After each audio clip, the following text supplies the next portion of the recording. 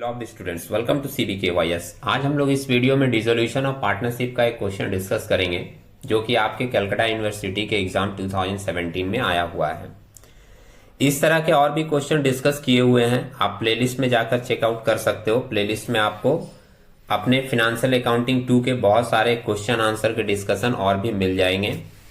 ये क्वेश्चन जो है वो मेंशन किया without insolvency of any partner. Garner versus Murray rule जो एक इंसॉल्वेंसी के केस में एप्लीकेबल है वो इस सम्स में अप्लाई नहीं होगा। ऑनर्स का पेपर जो भी रहता है उसमें वो क्वेश्चंस का एडजस्टमेंट जरूर मेंशन किया हुआ रहता है। इस सम्स में तो ये एडजस्टमेंट अपने को मिलेगी नहीं, लेकिन ये सम्स करने से ये क्लियर हो जाएगा कि अगर हम लोग स्टेप लें, सम्स का जो बेसिक स्टेप है वो किस तरीके से हम लोग ले सकते हैं। यहाँ पर आप देख रहे हो ये CU/BCom जनरल 2017 का एडेप्टेड क्वेश्चन दिया हुआ है। सम्स को एक बार पढ़कर देख लेते हैं क्या क्या बेसिक चीजें दी हुई है इंफॉर्मेशन में। तो यहाँ मेंशन किया X, Y and Z are partner sharing profit and losses in the ratio 2:2:1। ठीक है, 2:2:1 का रेशियो हम लोग फॉलो कर लेंगे जब प्रॉफिट वगैरह निकलेगा वहां पर। The balance sheet as on 31 March 2018 as follows. Liabilities में पार्टनर्स कैपिटल होता है, एक रिजर्व फंड है और एक सन्ड्री क्रेडिटर है। सन्ड्री क्रेडिटर्स तो लाइबिलिटी हम लोग रियलाइजेशन अकाउंट में ट्रांसफर कर देते हैं, रिजर्व फंड भी पार्टनर्स कैपिटल में बांट दिया जाता है।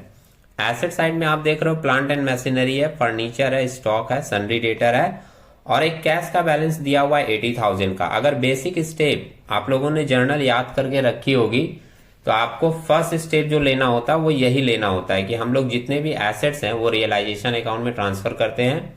फिर जितनी भी आउटसाइडर्स लाइबिलिटीज है, आउटसाइडर्स लाइबिलिटीज का मतलब होता है कैपिटल और रिजर्व को छोड़कर, जैसे इस सम्स में क्रेडिटर्स आउटसाइडर्स लाइबिलिटीज है, तो जितनी आउटसाइडर्स लाइबिलिटीज होती है उसको भी हम लोग रियलाइजेशन अकाउंट में ट्रांसफर करते हैं। थर्ड स्टेप हम लोगों का होता है कि जितने भी एसेट्स हैं उसको बेचे जाते हैं। फोर्थ स्टेप में जो लाइबिलिटीज होती है उसकी पेमेंट होती है। उसके बाद हम लोग फाइंड आउट करते हैं कि हमारे रियलाइजेशन में प्रॉफिट हुआ या लॉस। तो इसके लिए आप नीचे का 2 लाइन और एडजस्टमेंट में दिया हुआ है वो देख लेते हैं कि क्या क्या मेंशन किया है। नीचे आप यहां पर देख रहे हो मेंशन किया है they decided to dissolve the firm, the following amounts are realise from the assets. Asset बेचकर कितना कितना पैसा आया, प्लांट एंड मशीनरी से आया है 1,08,000 का, फिक्चर से 22,000 की, स्टॉक से आया है 69,000 का, सन्ड्री डेटर से आया है 46,000 का। आगे मेंशन कर रहा है creditors allowed a discount of 10% and realization expenses amounted to ₹1,800। ये दो आपकी पेमेंट हो गई। क्रेडिटर्स को हम लोग पेमेंट कर देंगे लेकिन क्रेडिटर्स हम लोगों को 10% डिस्काउंट दे रहा है। ये लाइन क्या इंडिकेट कर रहा है, आप देख रहे हो यहाँ पर क्रेडिटर्स का बैलेंस दिया था 50,000, 50,000 का 10% आएगा 5,000, 5,000 माइनस करके हम लोग क्रेडिटर्स को 45,000 का पेमेंट कर देंगे और इसके साथ साथ एक रियलाइजेशन एक्सपेंसेस भी हम लोगों को पेमेंट करना होगा, कितने का, 1,800 का। अब अपने को करने के लिए क्या बोला है, you are required to pass the necessary journal entries on dissolution. आप लोगों को इस सम्स में सिर्फ जर्नल एंट्रीज पास करनी है। जर्नल एंट्रीज का अगर कॉन्सेप्ट आपका क्लियर होता है तो लेजर अकाउंट बनाने में भी कोई प्रॉब्लम नहीं होती। अगर जर्नल आपका क्लियर है और इस सम्स में जर्नल के साथ लेजर बोल देता या जर्नल नहीं बोलकर बोल देता prepare realisation account, partners capital account, cash और बैंक अकाउंट, तो भी आप इजिली फॉलो करके जर्नल को लेजर अकाउंट में पोस्ट कर सकते हो। तो एक बार इसका जर्नल देख लेते हैं। In the books of the firm journal normal format है, वो आप लोग प्रिपेयर करके नोट करके सम्स को बनाइएगा। पहली एंट्री हम लोग करते हैं रियलाइजेशन में सारे एसेट्स को ट्रांसफर करते हैं। तो आप यहाँ देख रहे हो एंट्री बनाया realisation account debit to all assets. All assets में क्या क्या आपका आ गया, प्लांट एंड मशीनरी है, फर्नीचर एंड फिक्चर्स है, स्टॉक है और सन्ड्री डेटर्स है। इसकी वैल्यू कौन सी ली जाती है, बुक वैल्यू। जो बुक वैल्यू यहाँ पर बैलेंस शीट में दिया रहता है वो ट्रांसफर कर दिए। एक सिंपल सा नरेशन लिख दिए, being sundry asset transfer to realisation account. यहाँ पर एक क्वेश्चन किसी स्टूडेंट के दिमाग में आ सकता है कि सर ये कैश जो है 80,000 का ये यहाँ पर ट्रांसफर नहीं किया। तो ध्यान रखिएगा, कैश को आप ट्रांसफर कर भी सकते हो, नहीं भी कर सकते हो, कोई प्रॉब्लम नहीं है। आपको ये ध्यान रखना होगा कि 80,000 का कैश का बैलेंस है बिजनेस में, लास्ट में जब फाइनल सेटलमेंट होगा तो ये 80,000 कैश वाला पैसा पार्टनर्स के अकाउंट में ट्रांसफर कर दिया जाएगा। मतलब 80,000 का कैश हम लोग फाइनल पेमेंट के रूप में पार्टनर्स को ट्रांसफर कर देंगे लास्ट में। पहली एंट्री हो गई हम लोगों की रियलाइजेशन में सारा एसेट ट्रांसफर हो गया। दूसरी एंट्री होती है हम लोग लाइबिलिटीज को ट्रांसफर करते हैं। लाइबिलिटीज में हमारा सिर्फ सन्ड्री क्रेडिटर है, तो ध्यान रखिएगा जो आपने एसेट ट्रांसफर का एंट्री किया है अभी, ठीक, इसका रिवर्स एंट्री हो जाएगा। मतलब एंट्री हो जाएगी sundry creditor account debit to realisation account, 50,000 का क्रेडिटर्स है वो। और इसके बाद हम लोग जितने एसेट्स है उसको बेचकर पैसा रियलाइज करेंगे और लाइबिलिटीज का पेमेंट करेंगे। आगे की एंट्री यहां पर दिख रही है आपको, sundry creditors account debit to realisation account, 50,000 का क्रेडिटर्स था, ट्रांसफर कर दिया। नरेशन पढ़ते जाइएगा तो आपको और क्लियरेंस मिलेगा कि एंट्रीज किस चीज की बनाई गई है। Being sundry creditors transfer to realisation account. इसके बाद इसने एंट्री कर दी रिजर्व फंड ट्रांसफर करने की। कर सकते हैं, कोई प्रॉब्लम नहीं है। कभी कभी ये एंट्री मैं लास्ट में भी कर देता हूं, उसमें भी कोई कंफ्यूजन आनी नहीं चाहिए। आपका रिजर्व फंड है वो पार्टनर्स कैपिटल में ट्रांसफर होना चाहिए, चाहे आप स्टार्टिंग में ट्रांसफर कर दो या फिर आप रियलाइजेशन की सारी एंट्री कंप्लीट करने के बाद ट्रांसफर करो, कोई प्रॉब्लम नहीं है। तो यहां पर रिजर्व फंड ट्रांसफर करने की एंट्री क्या बनाया, reserve fund account debit to partners capital में होता है, इसलिए लिखा है to X capital account, to Y capital account, to Z capital account. Balance sheet में रिजर्व फंड 75,000 का था और रेशियो सम्स के स्टार्टिंग में दिया हुआ था 2:2:1। तो 75,000 को आप 2:2:1 में अगर बांटोगे, 75,000 इंटू 2/5, 75,000 इंटू 2/5, 75,000 इंटू 1/5 करेंगे तो इन तीनों का अमाउंट हम लोगों को मिल जाएगा 30,000, 30,000 और 15,000। नरेशन मेंशन कर दिया, being reserve fund distributed among partners in their profit sharing ratio. इसके बाद आप देख रहे हो एसेट्स को जो बेचा गया था उससे जो पैसे आए थे वो यहां पर एंट्री में दिखाया गया है और उसके लिए एक एंट्री लिख दिया cash account debit to realisation account. Narration में देखिए मेंशन किया बीइंग सन्ड्री एसेट्स रियलाइज और अमाउंट लिख दिया 2,45,000। क्वेश्चन अराइज होगा कि ये 2,45,000 कहां से आया, तो आप एक बार सम्स देख लीजिए वापस से। सम्स के नीचे वाली लाइन में यहां पर मेंशन किया था कि फर्म ने जो एसेट्स बेचा है वो कितने का, प्लांट एंड मशीनरी 1,08,000 का, फिक्चर्स है 22,000 का। आप इसको ऐड करोगे तो आएगा 1,30,000 प्लस 69,000 का स्टॉक प्लस सन्ड्री डेटर 46,000 का। ये सारा अमाउंट आप ऐड करोगे तो आपको वैल्यू मिल जाएगी 2,45,000 की, जो कि पैसा मिला है हम लोगों को एसेट्स बेचकर। और इसको नोट में भी यहां पर लिख कर दिखा दिया ये 2,45,000 कहां से आया। आप देख रहे हो यहां पर नोट नंबर 1 में realisation of assets figure in rupees दिखा। ये सारा आइटम ऐड करके हम लोगों को एसेट्स का मिला है 2,45,000। आप दिखा सकते हो नोट में, इससे चीजें थोड़ी और ज्यादा क्लियर होती हैं। इसके बाद नेक्स्ट एंट्री हम लोग कर रहे हैं जिसमें कि क्रेडिटर्स को पेमेंट किया गया। तो क्रेडिटर्स के पेमेंट के लिए 50,000 का क्रेडिटर्स था और सम से बोला था 10% डिस्काउंट दिया है हमारा क्रेडिटर्स। 50,000 का क्रेडिटर्स था, आप देख रहे हो नोट में यहाँ पर, उसमें 10% 5,000 का डिस्काउंट काट के उसका बैलेंस बच रहा है कितना, 45,000 पेमेंट कर देंगे। और एक एंट्री बना दिया realisation account debit to cash account.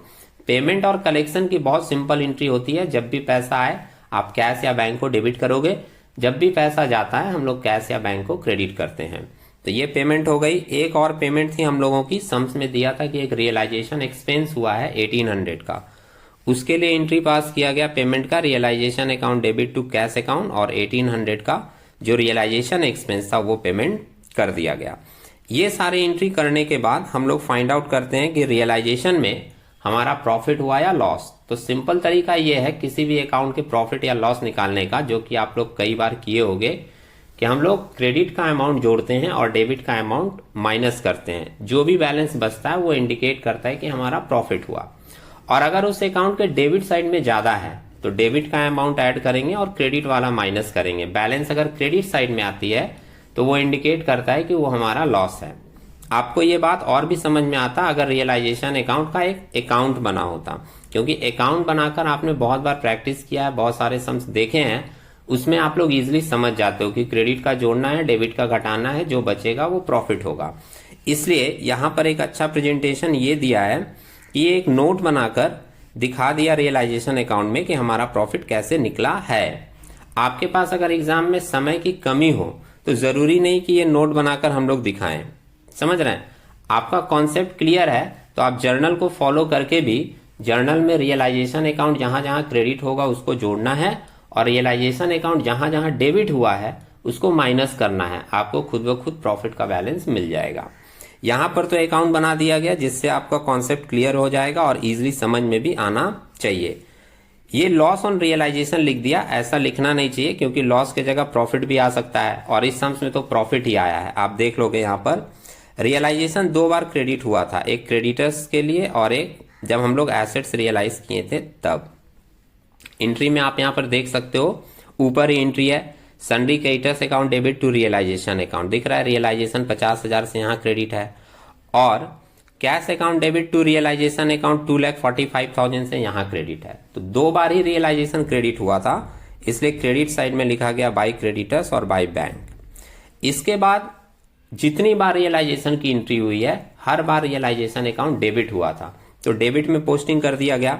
जैसे फर्स्ट एंट्री में ही realisation account debit to all assets हुआ था, to plant and machinery, to fixture, to stock, to debtors. To bank करके क्रेडिटर्स को पेमेंट किया गया था, टू बैंक करके पेमेंट किया गया था रियलाइजेशन एक्सपेंसेस। तो जितनी बार रियलाइजेशन अकाउंट डेबिट हुआ था डेबिट साइड में पोस्टिंग कर दी गई। अब इतनी पोस्टिंग करने के बाद हम लोग क्रेडिट का अमाउंट ऐड किए, क्रेडिटर्स का 50,000 और बाय बैंक करके जो लिखा है 2,45,000 ये ऐड करके हमारा वैल्यू आया 2,95,000 और इसमें से डेबिट का सारा आइटम आप माइनस करोगे, जैसे प्लांट एंड मशीनरी का, फिक्चर का, स्टॉक का, डेटर्स का, क्रेडिटर्स को जो पेमेंट किए हैं वो और रियलाइजेशन एक्सपेंसेस जो 1,800 का पेमेंट किए हैं ये सारा माइनस करने के बाद आपको बैलेंस मिलेगा कितने का, 3,200 का। ये 3,200 डेबिट में बैलेंस आया तो ये इंडिकेट कर रहा है कि हमारा रियलाइजेशन प्रॉफिट है। अगर ये बैलेंस इधर क्रेडिट साइड में आया होता तो इंडिकेट करता कि ये हमारा लॉस है।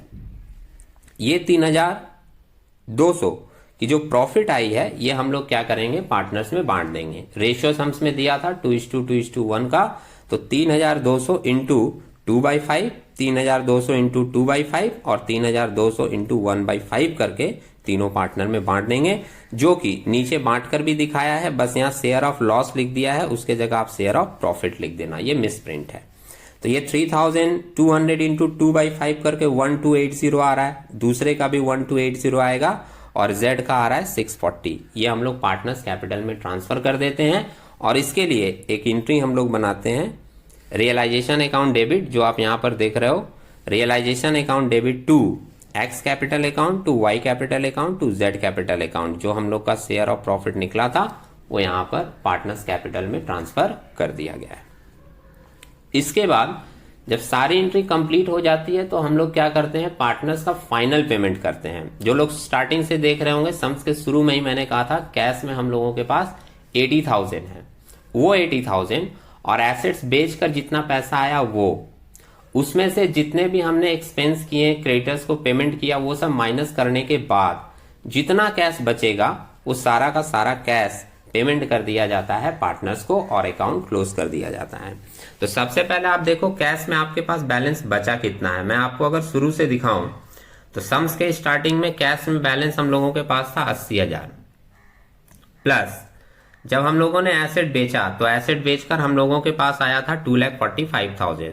तो 80,000 प्लस 2,45,000 ऐड कर दोगे आप लोग। ये थोड़ा सा वर्क करके आप लोग देखिएगा। 80,000 स्टार्टिंग से था प्लस 2,45,000 का हमने एसेट बेचा, दोनों को ऐड कर देंगे। ऐड करने के बाद पेमेंट कहां पर हुआ, एक 45,000 का पेमेंट हम लोग किए थे क्रेडिटर्स को, ये आप देख रहे हो एंट्री में। तो 45,000 माइनस करेंगे और 1,800 का एक एक्सपेंस पे किए थे, वो 1,800 माइनस करेंगे। 80,000 प्लस 2,45,000 माइनस 45,000 माइनस 1,800, ये करने के बाद आप देखोगे आपके पास बैलेंस मिलेगा 2,78,200 का। ये 2,78,200 जो कैश में बचा है ये हम लोग पार्टनर्स को बांट देंगे, पार्टनर्स को फाइनल पेमेंट के रूप में दे देंगे। किस रेशियो में, 2:2:1 के रेशियो में। और एंट्री बना देंगे X capital account debit, Y capital account debit, Z capital account debit और अमाउंट इसमें जितना भी कैश का है 278,200 इसको 2:2:1 में बांटकर दे देंगे। यही उन लोगों का फाइनल पेमेंट होगा। दैट मीन्स कि ये इंडिकेट कर रहा है कि बिजनेस में उन लोगों का इतना पैसा लगा हुआ था, उनको इतना पैसा बिजनेस से चाहिए था और इस चीज को नोट नंबर 4 में आप देख रहे हो क्लियर यहाँ पर दिखाया भी है कि बिजनेस में उनका कितना पैसा लगा था, उनको फाइनल पेमेंट के रूप में कितना रुपया चाहिए था। आप देखिएगा एक्स का, मैं आपको अमाउंट बताऊं, ये जो एक्स का अमाउंट दिया है ये कौन सा अमाउंट है? कैपिटल का अमाउंट है 1,30,000 जो बैलेंस शीट में दिया था। 30,000 उनका रिजर्व का पैसा है जो रिजर्व मार्ट के मिला था, और 1280 रुपया उनके प्रॉफिट का पैसा है जो उसको प्रॉफिट के रूप में मिला था। ये तीनों ऐड करके आ रहा है 161,280 जो इसको पेमेंट किया गया है। वाई को आप देखोगे 46,000 उसका कैपिटल का था, 30,000 उसको रिजर्व का मिलना चाहिए और 1280 प्रॉफिट का मिलना चाहिए। ये टोटल मिलाकर वाई को कितना मिल रहा है? 77,280। और जेड का आप देखोगे, जेड का कैपिटल दिया हुआ था 24,000, 15,000 उसको रिजर्व का मिलना था और 640 रुपया प्रॉफिट का मिलना था। ये तीनों मिलाकर उसको मिल रहा है कितना? 39,640। यही पैसा टोटल कैश के बैलेंस से मैच होना चाहिए।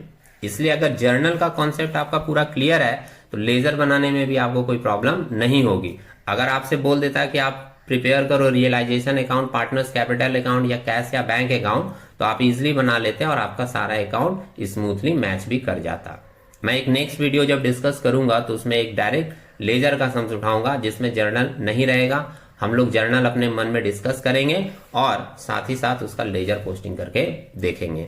एक लास्ट बात और मैं कहना चाहूंगा, कभी कभी कैश के जगह बैंक वर्ड यूज कर देता है या बैंक की जगह कैश वर्ड यूज कर देता है, वहां भी आप लोग कंफ्यूजन में नहीं रहेंगे, कोई प्रॉब्लम नहीं है। आपके सम्स में कैश वर्ड लिखा है तो आप कैश यूज कर लीजिए, आपके सम्स में बैंक वर्ड लिखा है तो आप बैंक यूज कर लीजिए। मैं मोस्टली क्या करता हूँ, कैश के जगह भी बैंक वर्ड यूज कर लेता हूँ, क्योंकि बैंक अगर आप यूज करते हो कैश के जगह पर तो वो आपका गलत नहीं होता है। ठीक है, तो उम्मीद है आप लोगों को ये कैलकुलेशन समझ में आई होगी। अगर आप लोग इसको नोट करके करेंगे तो चीजें थोड़ा और ज्यादा क्लियर होगा। हम लोग एक लेजर अकाउंट के सम्स के साथ नेक्स्ट वीडियो में मिलेंगे, तब तक के लिए टेक केयर।